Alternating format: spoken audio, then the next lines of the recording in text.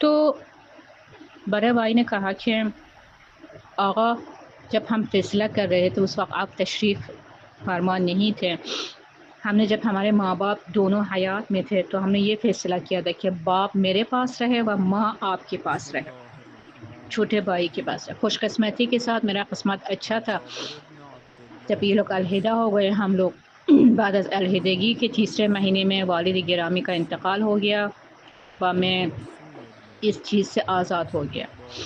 حالہ ماں میرے بھائی دوسرے چھوٹے بھائی کی اس میں آ گئے تھا. اب اس کی قسمت ماں کا حیات ہے اور ان کو ابھی بھی وہاں کی خدمت کرنی پڑے گی. یہ ہماری پہلے ہی وہ ہمارا وہ تھا واقعہ تھا. تو اس وجہ سے ہم نے یہ چیز فیصلہ کر چکے تھے. اب ماں اس کی نصیب میں. آقای اصفہانی کہتے ہیں جب میں نے یہ بات سوچی بہت زیادہ میں افسردہ ہو گیا و میرے آنکھوں میں آنسو آ گئے کہ افسوس کہ اب یہ زمانہ آ گیا ہے کہ ایک ماں کو انہوں نے ماں باپ کو خرچہ دینے کے لیے خرچہ کرنے کے لیے علیحدہ کر دیا، ایک دونوں سے یعنی تقسیم کر دیا ہے.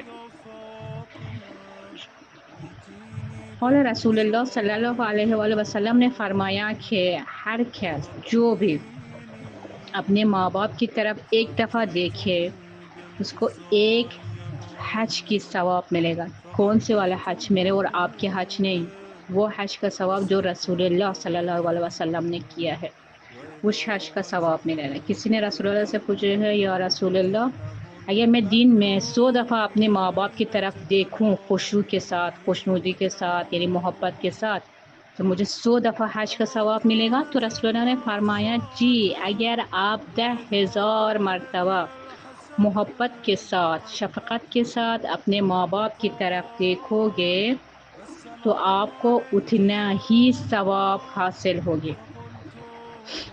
در زمان امام جعفر صادق علیہ السلام کی خدمت میں ایک بندے آیا عمار نام کے، ان کا بیٹا اسماعیل ان کے ساتھ تھے. آکے عمار نے کہا آقا میں اپنا بیٹا اسماعیل سے بہت خوش ہوں. تو امام نے فرمایا عمار آپ سے پہلے میں آپ کے بیٹا اسماعیل سے بہت خوش تھا و خوش ہوں.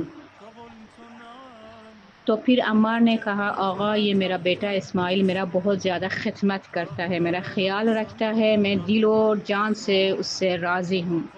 تو امام جعفر صادق نے کہا جتنا آپ راضی ہے دل و جان سے کئی زیادہ میں آپ کا بیٹا اسماعیل سے راضی ہوں، کیونکہ وہ اپنے باپ کا دل کو خوش رکھا، باپ اس سے راضی ہے تو ہم امام ان سے راضی ہیں. دیکھیے عزیزان یہاں پر آپ اندازہ لگا سکتے کہ خدمت والدین کتنی بڑی عظیم درجہ ہے.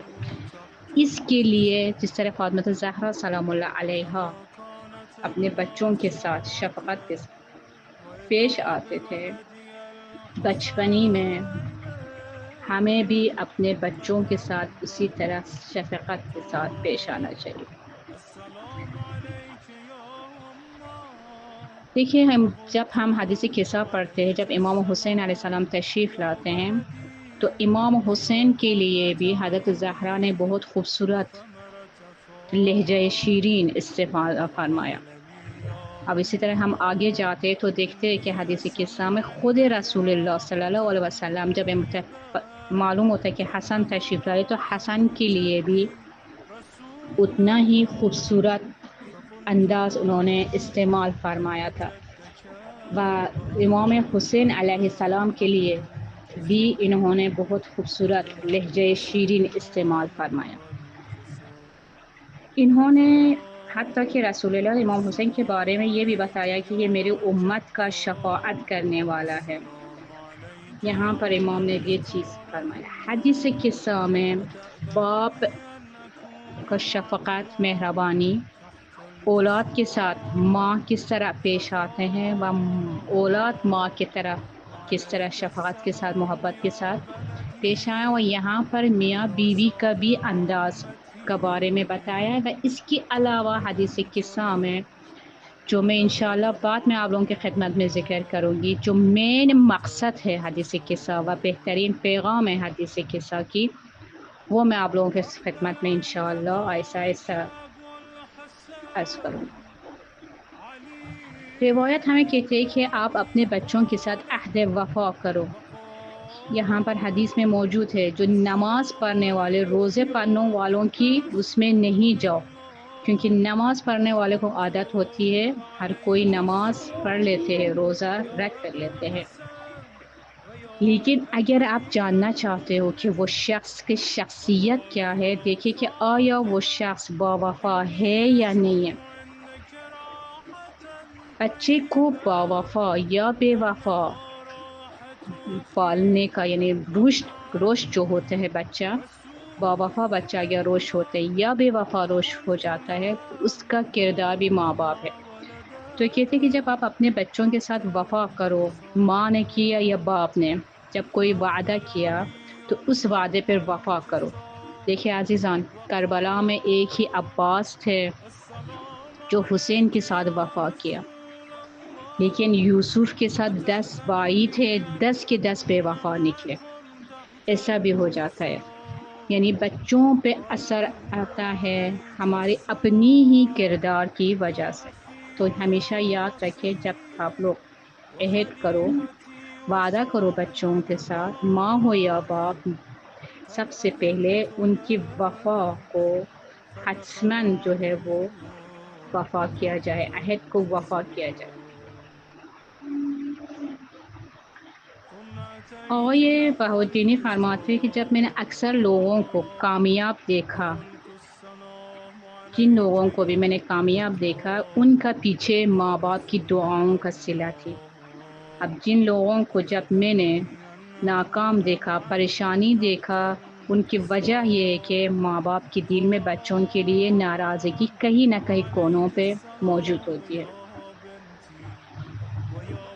استاد فرماتے ہیں کہ یعنی جو استاد کی جو میں ذکر کر رہی ہوں وہ آقای بہجت و آقای طباطبایی دونوں کے استاد ہیں، آقای اصفہانی.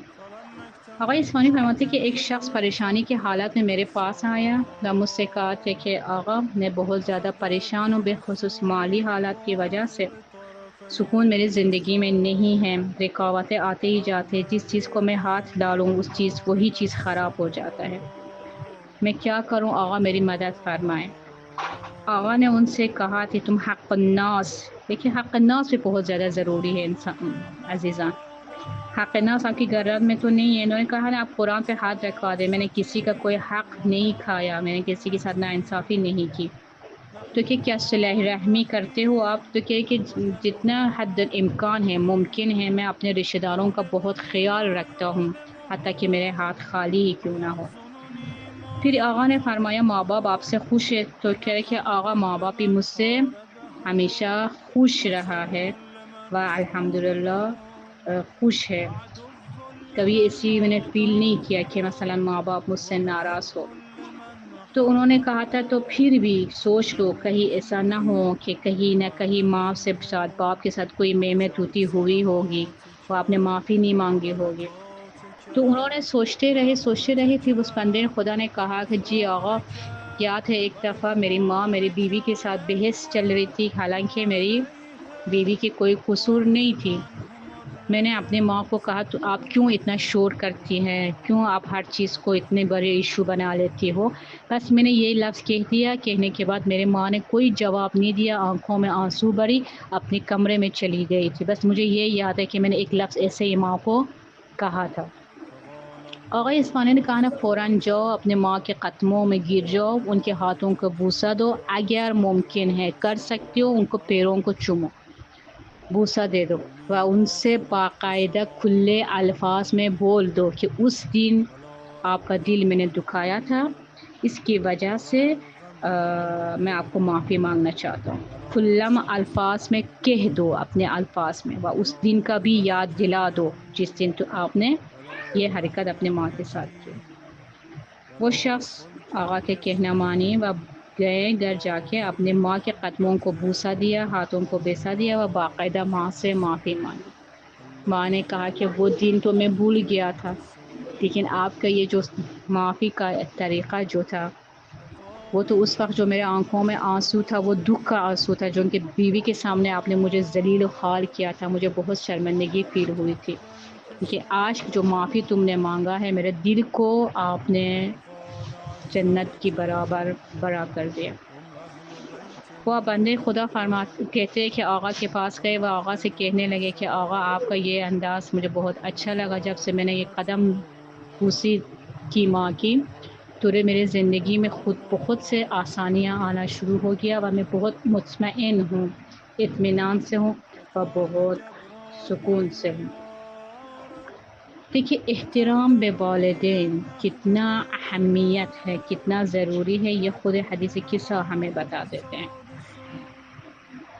انشاءاللہ کہ بحق محمد اور محمد ہمیں ان کے نقش قدم پہ چلنے کی توفیق عطا فرمائیں، اور جس طرح کہ حضرت زہرا سلام اللہ علیہا امام زمان کے لیے ایک الگو تھی، ایک اسوہ حسنہ تھی، اور اسی طرح ہم سب کے لیے ایک الگو و اسوہ حسنہ بن جائیں، و اسلام کی و اسی طرح اہل بیت کی چھوٹے چھوٹے باتوں کو عمل کرنے کی توفیق عطا فرمائیں، اور انشاءاللہ ہمیں جزء انصار امام زمان علیہ السلام میں شامل فرمائیں۔